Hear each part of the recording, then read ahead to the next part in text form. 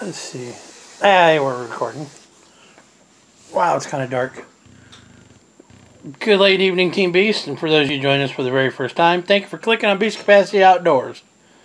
I'm your leader, Team Beast, Daddy Beast, and this is Jerky. Again,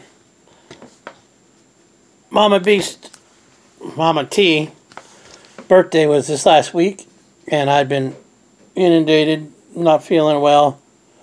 I finally got some meds today, so working on a late birthday gift for Mama T. She likes jerky, but she can't have gluten. So there's certain mixes and stuff you can't use for her. And so it's very limited on what I can use out there in the market that's available. So I got lucky when I bought the jerky shooter, because I didn't want to pay 120 bucks for a 7-pound jerky stuffer, or a 3-pound jerky stuffer, sausage stuffer, that is. So I spent 20 bucks and got the Lem jerky shooter and use that to stuff sausages. Works great, way better than the damn KitchenAid mixer setup, where I can grind the beef out of it just fine, just can't stuff the sausage all that easy. It's a pain in the ass. So, okay, good news, Mom. Mama T is actually talking to me right now. She's back in Arkansas. She just sold, I guess, 6 dozen eggs today at an Amish flea market or something like that, and I guess it's $60 a year for the license. So, that's cool. Way to go, Mom. But yeah, so Lem sent me 2 packs of original style jerky flavor cure in the jerky shooter box, and one's for making jerky snack sticks. We've done before. I don't think I videotaped it or video recorded it, and the other being whole muscle. Whole muscle jerky is where you take the beef and you cut it up into slices from a steak or whatever, or roast. Excuse me, sorry. Lungs are clearing finally. And then you put it in a marinade or a brine or a cure or a dry rub cure or something like that. This is a liquid / dry rub cure. The cure salts and the rub mix, or the cure mix, comes in a pouch from Lem. Open it up, you pour it into a container, you add 2.5 cups of water for 5 pounds of whole muscle jerky, which is what I'm making, or 5 ounces of water mixed into the grinder with the ground beef jerky style. Because even with the ground beef stuff, and you get fat and all that, you should grind some ice with it. One that cools it down, makes it easier to go through the grinder, and it adds moisture to the jerky sticks when you're doing it, which helps it later on where something amylase phase or whatever crap that happens. But Mom likes whole meat, whole beef, whole meat, or whole muscle jerky, so that's what we did. We Black Rose went out to the store and picked up 5 pounds of London broil, stuck it in the freezer for a couple hours to get it kind of hard. You know, it's not completely hard, it's still soft and pliable, but I can cut through thin 1/4 inch or less size slices. And those that came out a little bit bigger or fatter on one end, as I was going through it, I did them one at a time.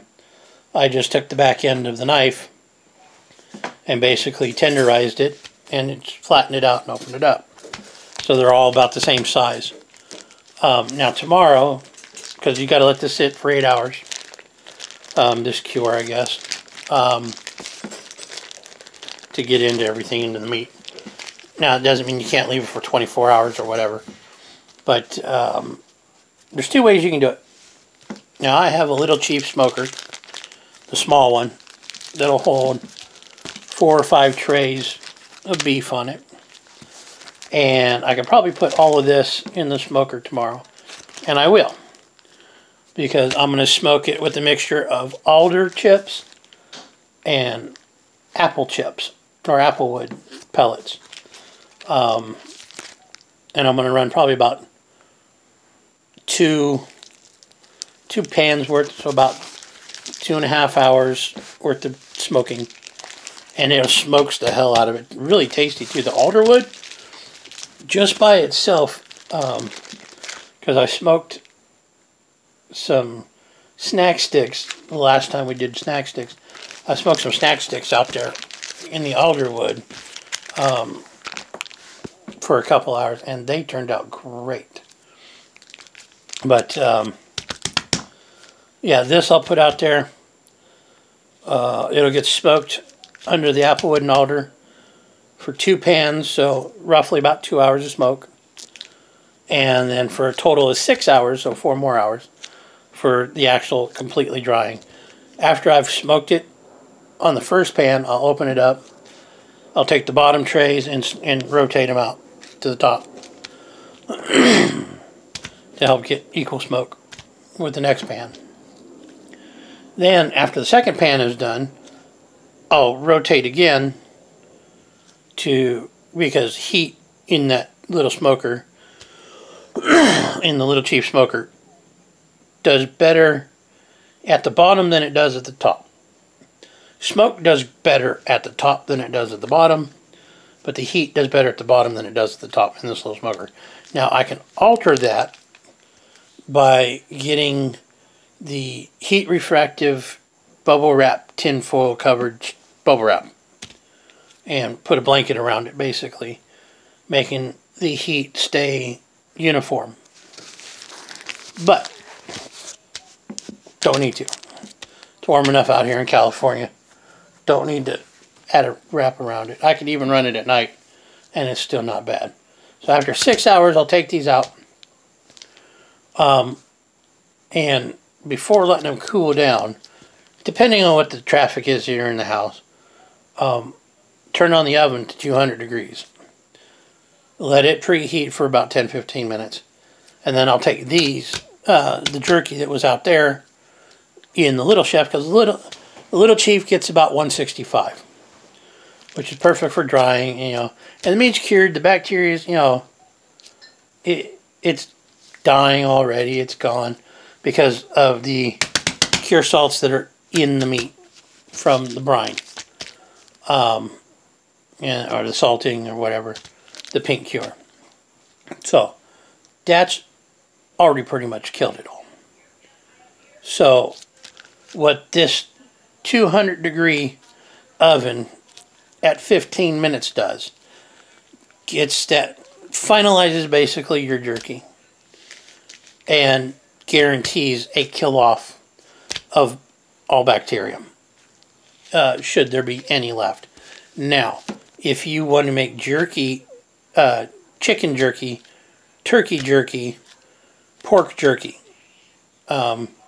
usually what you want to do is you'll get your oven going to 200 to 225 degrees. And you take your pork or your turkey or your chicken, no matter which way you're doing it, whether you're doing it ground or whole muscle. Whole muscle on chicken is very easy because you go out and you get the boneless, skinless chicken breast, or legs and thighs, boneless thighs, and you put them in between 2 pieces of heavy plastic like a Ziploc bag, and you get your tenderizer mallet out and beat the hell out of it, and that little piece about this big comes like this. Perfect for the turkey jerky, chicken jerky. Then you take those pieces and you lay them in the marinade or whatever you're going to use for the cure overnight. That way the nitrates get in there and kill off the bacteria and stuff like that. The cure salt gets to work. Then the next day you throw it in the oven at 200 degrees for 15 minutes and kill off all the bacteria that's going to be in them. That you need to do first. With the beef, you can, in the fish, you can get away with it. You stick them in, your little chief, let them smoke out, let them cure, let them do their thing for the 6 hours or whatever you're going to put them in. And then you do a little 15-minute stint in the oven. Now, you don't necessarily have to do that for the beef and chicken. Or beef and fish, sorry. You don't necessarily have to do that for the beef and fish. Because you leave those overnight anyhow in the brine and in the cure. But, and that, it kills everything out. But if you want a more shelf-stable product, and you're not going to vacuum seal and freeze the extra, or vacuum seal and refrigerate the extra, because jerky goes so damn fast in every house I know. Although I do still have, I think, a couple vacuum sealed packs of my smoke cured salmon candy in the fridge from 8 months ago, from the beginning of the year, when I did the salmon candy. And I had to, and I put 2-3 pieces in each pack, vacuum sealed them with their vacuum sealer, and threw them in the fridge. And I opened one up probably 2 months ago and pulled it out and had it, and it was just fine. And there was no rotten oils, no smell. It tasted the same as the day when I finished it. So, probably, I'll probably get on and do a live recording like this one in the morning at some point. Once I get this all put on the trays and get the smoker set up and get it ready to go, just so you guys can see what I'm doing with it. And no, I'm not going to ship you guys any of this stuff. Sorry, I'm not making 500 pounds of this. It's only 5 pounds. Some of it will stay here, some will go to my mom. Majority will go to my mama for her birthday. So, but other than that, it's been about 12 minutes or so. So I'm going to let you guys go. Thank you for watching. Thank you for clicking on it. Peace, capacity outdoors. Don't forget to hit the like button down below. Don't forget to hit the share button. Don't forget to hit the bell button and the subscribe button. That's very important. If you haven't subscribed, that's that red one down below. It'll turn gray if you have subscribed. There's a little bell next to it that'll let you notice, that you can click on. That'll let you notify you when I do other videos. I'm slowly getting back into the swing of things. I've been very bad about videos lately, and it's just because every time I'm getting on a run, bam, something happens, and I'm down for a count again. And my body's getting back in the swing. I'm getting back there. This time it was bronchitis and stuff like that. I just got my antibiotics today, so things are going better. That, and as you know, we have a company, Black Rose and I, that we run, or she owns it. I help run it, and I've been doing the website building on it, and it's taken up a lot of my time. A lot of products we got to put in, and so you guys can understand a little bit about it too. Out there, for those of you that are like, oh, I can just do it myself with Wix. Cool. I'm doing an e-commerce site, meaning people can come on and buy products off our page, off our webpage, that we create, we build, we make, and all that kind of stuff. Because as you guys know, we do screen printing on T-shirts and canvases and and on wood and stuff like that. And we also do the non-medical grade face mask in custom print or blank. We also do custom leather work, and we do leather repair for locals. I can do it for people out of state, but it's easier for the locals, because then I can, if I need to go and check their animal, because I got to fix some saddle repair or something, or a harness or something like that, I can actually get in a vehicle and go to their place and fix it, instead of just trying to do it off of measurements. And if it's wrong or not the right size, having to figure out the adjustments. Yeah, it's easier for locals. But we do custom leather work. That'll all be up on the website too. The building the website, we have our own server that we are renting to have the website up. Now, to create the web page for it, it's easier. It's still drop and click and and all that kind of stuff, but I also have to enter data for one product for this T-shirt right here. I really love a good thwack, the Team B shirt. I need to put in every size that we run. So from small to 5X, I need to put in a variable for that. What's called a variable. Off of those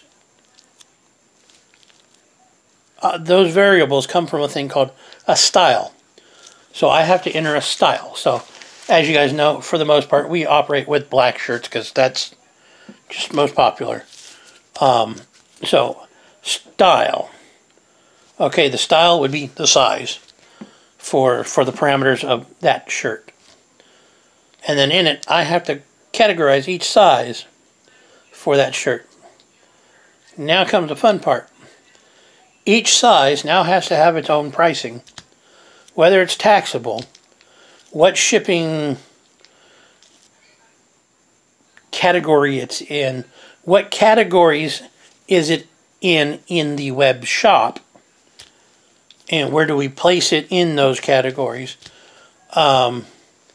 And then each of those sizes, I also had to put in shipping parameters of, okay, it weighs, like a 2X weighs 0.11 ounces, or 11 ounces, kind of thing. And so I got to input that information in. Then I got to put in the information for the packaging sizing. And I got to do that for everyone. Every size of each shirt. Every product. Every piece. Not to mention the tax information that I had to go through is outrageous. It's very complicated for California. E-commerce websites suck. I'm telling you, it sucks. Luckily, the tax stuff for California, as complicated as it is, and it took me like a week to figure it out. And then I was like, oh, it can do it automatically for me. Cool. So I got lucky there. Shipping, not so lucky. I have to input the countries that I'm going to be shipping to, the states or territories or hamlets or whatever within those states or countries. And out of that, I need to make sure I know the shipping cost that goes to each one of those places. So then I have to create the zones. Zones meaning, okay, I'm going to group these pricings for shipping into these 4 western states. We'll take like the United States. Zone 1 would be like California, Arizona, Nevada, Oregon, Washington, Idaho. Zone 1. Go from the furthest place out for the first set of pricing from USPS, which is 0 to 15.999 ounces. That's the same price, including, and it's a discounted price going through the shipper company that I use for shipping through the United States Postal Service. Go to the furthest address I can find, north. Furthest address I can find, south. Furthest address I can find, east. Furthest address I can find, west. Get the cost of what it takes for that first pound for shipping the shirt, that item. or those, I should say those ounces, and then average them out between the 4 directions, and that becomes my shipping cost for that zone for the very first pound. And I had to do that up to 5 pounds.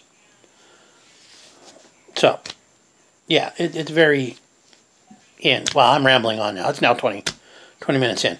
So I'm going to have to let you go. Remember, like, comment, subscribe. Tune in tomorrow morning, afternoon sometime. Check it. You know, hit the bell. Subscribe. Like. Hit the bell. Drop a comment, whatever. You know, I don't get paid on YouTube for any of this. I'm not monetized. I don't have enough people, viewers, that kind of thing. So, all of this comes out of our own pockets. And everything we do. That's part of the reason why I'm not like Flair or Lunkers or all these other guys out there that we all watch, you know, that I watch and all that kind of stuff. And all the archery guys like Dudley and them. You know, I'm still young and starting as it pertains to YouTube. So, this all comes out of our own pocket for now, instead of a YouTube fund or something like that. So, and I don't have an editor or anything. I got to do all the work. That's why I've switched to doing these live video unedited things, to try to help out myself in this. But anyhow, I've rambled on. It's 21 minutes in. 25 minutes into this damn thing. I'm going to let you guys go. See you tomorrow when we get this meat on the smoker. And remember, wear your mask when you're outdoors. You know, don't catch that COVID shit. Keep that curve down so we can go back to Disneyland. And, you know, things like that can open up. So, Mrs. Black Rose over here doesn't keep going nuts from not being able to go. Oh, and stay healthy. Stay good. Most of all, be good, be kind. Team Beast. All the way. Now I gotta figure out how to turn this off. Oh.